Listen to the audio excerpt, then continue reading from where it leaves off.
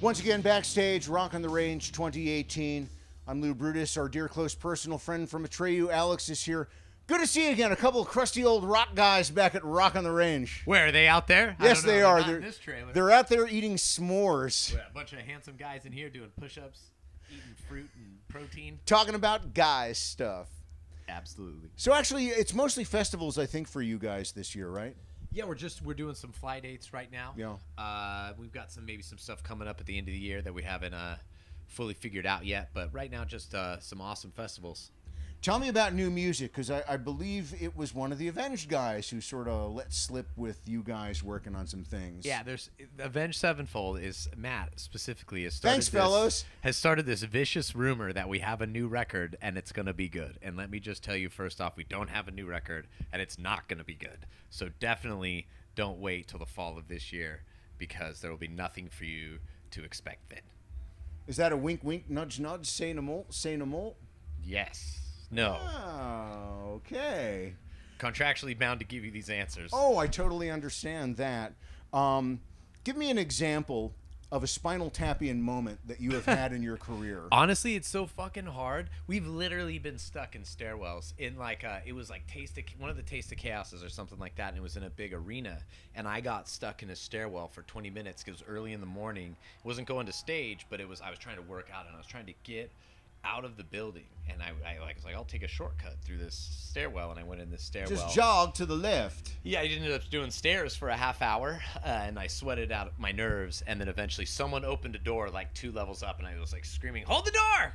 And then I got out. But we have Spinal Tap moments a lot. You know, when they say taste of chaos, they don't literally mean they want you to have chaos while you're there. I think someone from production was laughing and had a camera set up and was just thoroughly entertained with me for 20 minutes in that the hall going up and down the stairs. You guys are seasoned veterans, so allegedly. Well, you know, more or less, but no. Medium schoolers. When you guys are not on a regular tour pattern, do the shows suffer from it, or do you rehearse before you come to a date like this? Because you don't want to walk into something like Rock on the Range sort of sputtering. I think what Atreyu has going for them, and we don't rely on it. I mean, we practice, obviously, sure. But Dan, Brandon, and myself in particular have played music together since we were in junior high, so 12, 13, 14. The rest of the guys, you know, Travis, you know, has been in the band a very long time, and so is Mark. So we've all been playing music for so long. Man, we didn't practice for 11 months before the festival season started. We got in a couple weeks of rehearsal. We hit the stage at Welcome to Rockville, and man, it was like we hadn't missed a beat. Like, we felt great. Everyone was pumped up. It's awesome to get to do that with your best friends, and we have a vibe with each other, so we know we're used to playing with each other. That's all I know, in a way, you know. If it was another band I had started at this point and we didn't play for 11 months or a year, and then we started to go play a show, I'd be fucking nervous. But Atreyu, we practiced a couple times, and it's like, okay, fuck, I remember this song. There was a Bon Jovi cover that was talked about with you guys that I think is a bit of a rarity. What's the title of it? Which Bon Jovi tune? And what's the history of it? We did You Give Love a Bad Name. We like to joke that Dan's godfather, or it's like for years it was his godfather, then I got bored with that, it was his uncle. And then I started saying it was a Wikipedia fact that Dan's related to Richie Sambora in some way, just because I thought it was funny. And people believe shit. Like with fake news and all this dumb shit, people but it's believe. On the internet. It's gotta be so true. I'll just say that it's true. I'm like, yeah, Dan's related to Richie Sambora, and this is songs written by his godfather, Richie Sambora. This is You Give Love a Bad Name, and I thought it was funny, so I just kept saying it. So I hope people believed it. But yeah, it was a special like B-side bonus rarity. I want to say maybe on Lead Sales or something like that. Yeah. I've forgotten things. Why that tune? Why that tune though? It's just a good fucking song. Like, it's a well-structured tune. If we had been in that type of band at that time of music, we wished we could have written that song. It's a party song. It feels like playing it at a fest. It goes over well. We play it like every time we can at a festival because it's like a fun vibe. Everybody knows it. Whether you're a Republican or Democrat, you've heard that song, and if you've had a couple beers, you're probably enjoying it. You're probably enjoying it. You know the words whether you want to admit it or not. Exactly. You've been in a bar, you've heard it, and you're like, you enjoyed it. You know, it's interesting, that period of music, particularly rock, has not aged well to a lot of people. Was it just because there's a lot of spandex, a lot of hairspray? Was it the music? Was it a combination of those things? Why do you think? There were a lot of great bands, a lot of great tunes out of there. You know, I don't want to date myself, but I was born in '82, so I got to miss whatever was going on. I think it was a lot of cocaine, and I think that's what's made it not age as well. I don't think cocaine and spandex ages as a dude, because when you stop doing cocaine and you keep wearing spandex, you could be in a little bit of a spot. You know what I mean, Bret Michaels? Looks great. Anyway, messing around. Just messing around. I love Bret Michaels. That was just a funny thing to say. Poison's great.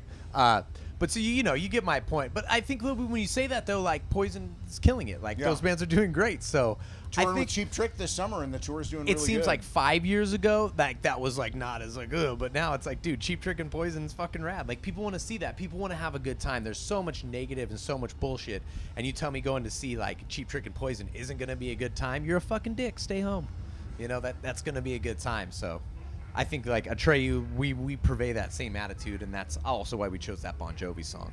Do you think it's extra important to somebody like yourself to be able to entertain and maybe give people a little bit of a respite from the world? Because, maybe it's just me, but it does seem a little extra horrible out there. Yeah, lately. That's the job. I mean, that's the job at music. I think you can either be like a super social political band, and covertly and under the surface, we have our moments and our own ways of expressing things, but we're not overtly political in that manner.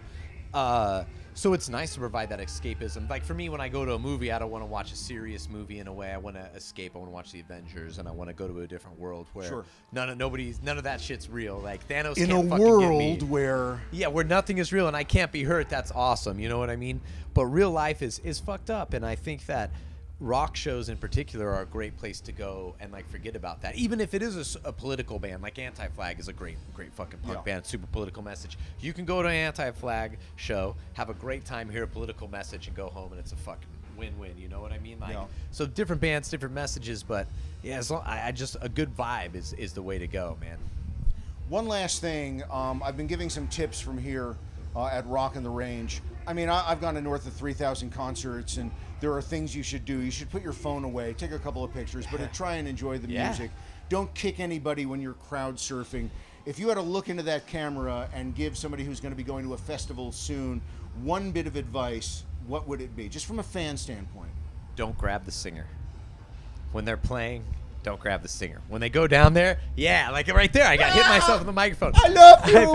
I've had my front tooth fixed like numerous times just because the microphone gets hit into it. Just have a good time.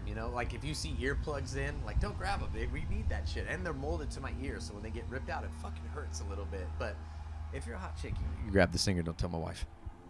Well, there you have it from backstage at Rock on the Range 2018. Alex Varkatzas with two big pieces of advice. One, cocaine and spandex, very bad. Two, don't grab the lead singer. Great to see you again. Great to be seen. You're a good man. Thank you.